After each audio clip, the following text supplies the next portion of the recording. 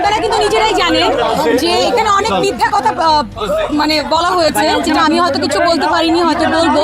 কিন্তু একটা কথা বলি, ক্ষমতার যে অপব্যবহার হয় সেটা আজকে আমাকে দ্বারা প্রমাণিত, এবং আমি আইনকে শ্রদ্ধা করি বলে আমি কিন্তু আজকে এখানে এসেছি। এবং সেকেন্ডলি হচ্ছে, এর আগে আমি কিছুই বলিনি বিকজ আমি আইনকে শ্রদ্ধা করেছি যে না, আইন যখন আমাকে সমঝারি দিয়েছে আমি এসেছি। কিন্তু ওখানে অনেকগুলি মিথ্যা কথা প্রদান করা হয়েছে। ডেফিনেটলি টুডে টুমরো এগুলো আসবে, এগুলো সবার সামনে আসবে। বাট আমি আমার জায়গায়, যেটা আমার উপরে আমার 15 বছর ক্যারিয়ারে বলা হয়েছে যে আমি 15 বছর ক্যারিয়ারে আমি 27,000 টাকার শাড়ি আত্মসাৎ করেছি বা প্রতারণা করেছি, ডেফিনেটলি আই ডিডন্ট ডু, মানে আমি এরকম কিছুই করিনি, আমার এরকম কিছুই করা হয়নি। তো যার কারণে আদালতে কিন্তু এটা প্রমাণ হয়েছে। তার আগেও তো সামহাও আমাদের একটা প্রমাণিত হয়েছিল যে বলেছে যে ডিবি থেকে প্রমাণিত হয়েছে, সত্য প্রমাণ পেয়েছে। এখানে একটা কথা বলা হয়েছে যে ডিবি আমাকে ফোন করে চেক করেছে। না, আমি একটা কথা এতটুকু বলতে চাই, আমি ডিবিকে ফোন করেছি, আমি একাধিকবার রিকোয়েস্ট করেছি যে আমি কখন আসবো, আমরা কখন এটা নিয়ে বসতে পারি।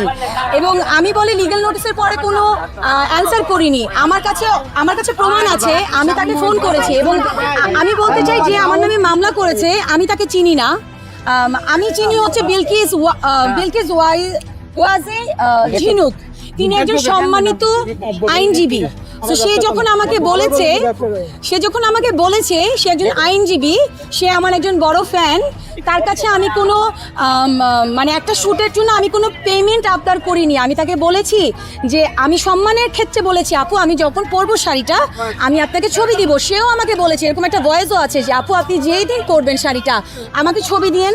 এখন ভাইয়া আপনারাই বলেন, আপনারা চেনেন আমাকে। হ্যাঁ, সো আমি কিন্তু স্টোরিও দিয়েছি, আমি ওই শাড়িটার ছবি দিয়ে স্টোরিও দিয়েছি।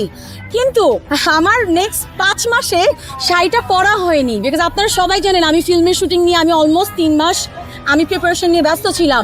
সো ওই ক্ষেত্রে আমাকে ফোন করে যোগাযোগ করতে পারতো, বাট আমাকে সে হ্যারাস করার জন্য আমাকে ডিরেক্টলি নেগেটিভ মার্কেটিং করেছে। এবং আমাকে যে লিগ্যাল নোটিশ পাঠিয়েছে, আমি লিগ্যাল নোটিশটা আগে পাইনি, আমি আগে সোশ্যাল মিডিয়াতে দেখতে পেরেছি যে আমি নাকি প্রতারণা করেছি। তো ওই জায়গা থেকে আমি বলবো আপনারা কিন্তু সত্য মিথ্যা বুঝতে পারেন।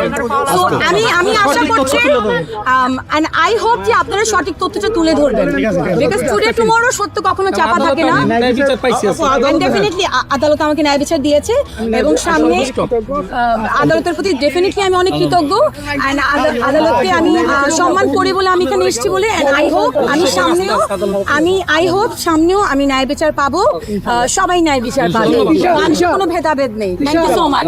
এই বিষয়টার মাধ্যমে আপনার সম্মানহানি হচ্ছে এবং আমার অনেক সম্মানহানি হয়েছে। আমি একটা কথা বলতে চাই, আজকে যিনি আমার নামে এই কাজটা করেছে আমাকে হ্যারাস করার জন্য, তিনি একজন নারী।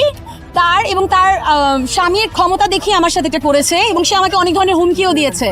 সেগুলো আমি সামনে হয়তো প্রদান করব, আপনাদের সামনে জানাবো। কিন্তু একটা কথা বলতে চাই যে কারো একটা মেয়ে আছে, আজকে আমি 27,000 টাকা একটা শাড়ির জন্য আমি নাকি আত্মসাৎ করেছি। আমি 15 বছরের আমার ক্যারিয়ার, এটা আসলে কারো কিন্তু কাম্য না যে আমি একটা শাড়ির জন্য আদালতে আসবো, তাই না ভাইয়া? সো আমার কাছে মনে হয় তারও একটা মেয়ে আছে, তারও একটা জীবন আছে, সেও একজন নারী। সো এই জায়গা থেকে আসলে কারোর জন্যই কাম্য না, আর কেউ যাতে এভাবে হ্যারাস না করে, এন্ড আমরা যাতে আইনের একটা ন্যায় বিচার পাই, এটাই আমার কাম্য। আজকে আদালতের সমন পেয়ে আমরা সম্মান দেখি আদালতের প্রতি স্বেচ্ছায় আত্মসমর্পণ জামিনের প্রার্থনা করছি। এরা যে বাদী যে অভিযোগ আনিয়েছে, তার শারীরিক প্রমোশন দেওয়ার কথা ছিল, সেটা আমরা দেই নাই। কিন্তু আজকে আমরা আদালতে সামনে উপস্থাপন করেছি যে আমরা তার সাথে যে কথা ছিল শারীরিক যে বিজ্ঞাপন দেওয়া, সেটা আমরা ওদের পেজে দিয়েছি।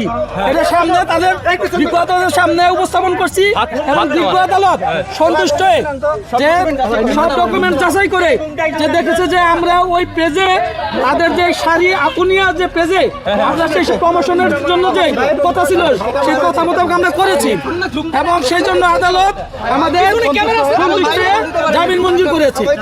আমরা আপনাদেরকে ফিরিস্তি দিয়ে দিব যে আমরা যে তাদের পেজে আমরা যে প্রমোশন করেছি সে ভিডিও সহকারে আপনাদেরকে আপলোড দিয়ে দিব আমরা।